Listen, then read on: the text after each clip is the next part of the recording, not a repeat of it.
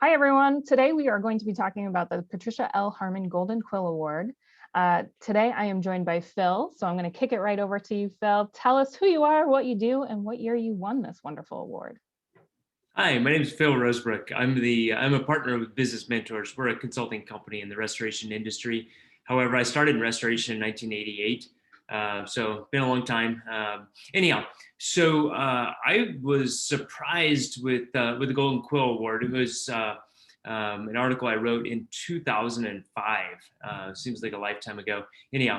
So I did win the award in 2005. It was a total surprise. I always felt that I wasn't a great writer. But it's something that apparently it was a really good article, and my writing has gotten much better since then. And maybe it's just the confidence that came with the award. What was your article about?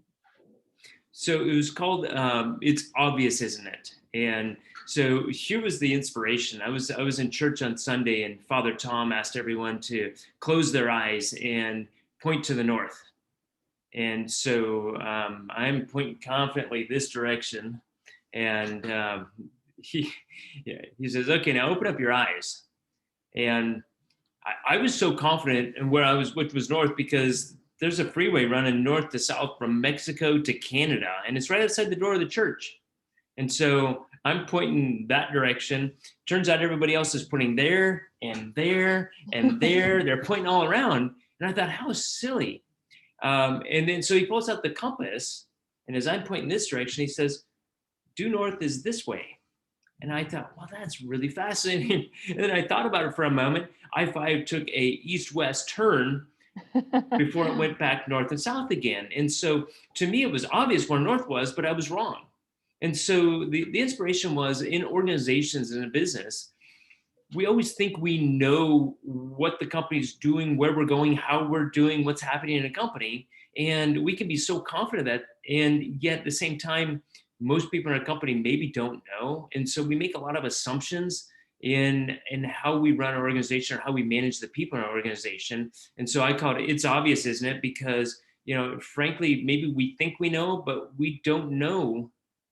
We don't know what other people think, or what, we can all be on different pages. And so without a compass and a map, we make a lot of assumptions. And so that was my article. And I guess it was nice that you came with a nice analogy and tied it into a good story, and then put some restoration angle into it. And so the committee decided that it was appropriate for the outstanding feature article for that year. I was quite honored and shocked.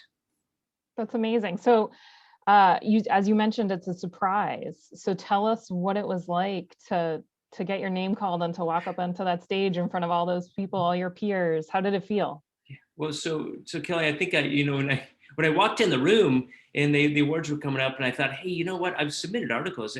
One of these days, I'd really like to win that award. Maybe one of these years I'll be nominated, or I'll write an article that I figured would be worthy of it. So talking about being surprised and maybe not assuming or expecting anything.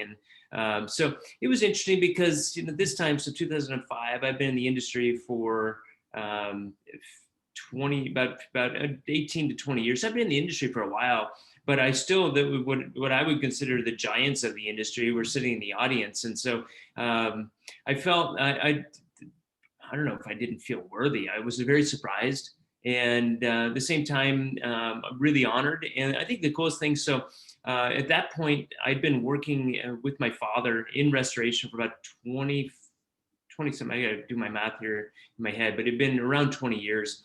And for around 10 years, 7 years, I'm sorry, about 7 years, my father was my business partner in Business Mentors. Mm. And so it was really cool that he was there. I think my mother was there as well. And then also my peers in the industry and the people that I consider to be leaders in the industry. So it was a really cool moment. And, I thought the world of Patty Harman, who had given me the award that day. And so she was the editor of the magazine at the time. So anyhow, it was a great experience, and I was very humbled to receive that. That's awesome. You mentioned you like queued this up as we jumped into our conversation. You feel like this perhaps made you a better writer. So I guess what's your advice to folks who do want to be published in our industry, who do want to start to get the word out, share their experience? How how would you advise someone to get that process started? Sure. Well, I think that, the first thing is that you don't have to be a professional writer.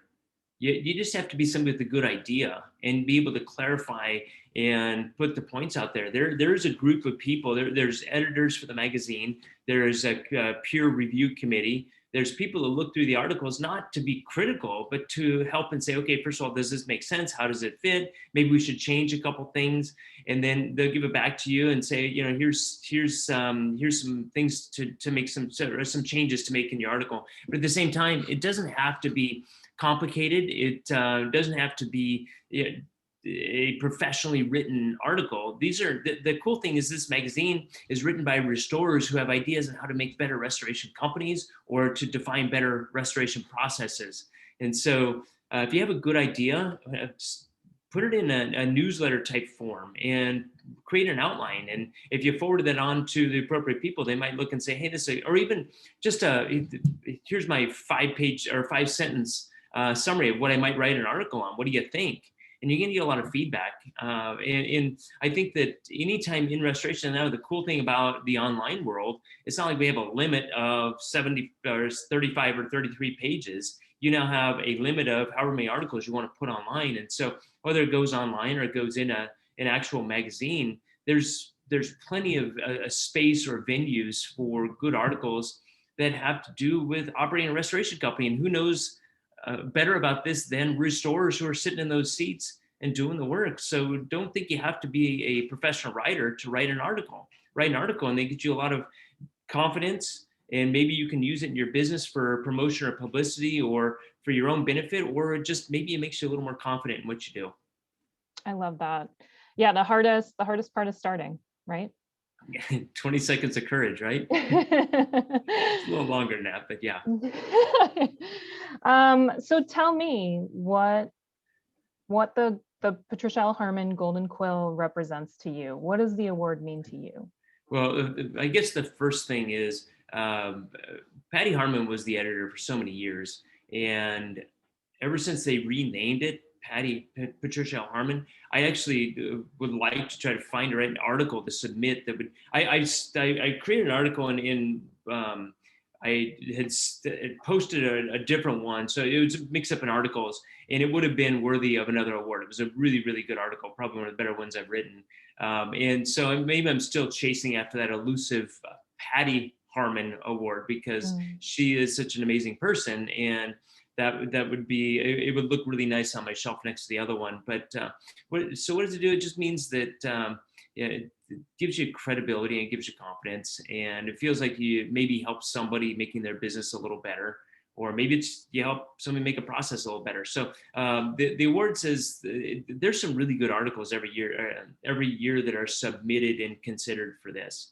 And so the same time, you don't have to be a professional writer. So what do I think? What does that mean to me? First of all, it's a great honor. There's really good articles with really good content, and you do have to come with something pretty unique and special and put some effort into it, not to get published, but to win the award as the outstanding article. So I guess that's my 2 cents on that for whatever that's worth. But it was a pretty amazing recognition, and anybody who receives that award should feel very well appreciated and recognized for what they've done.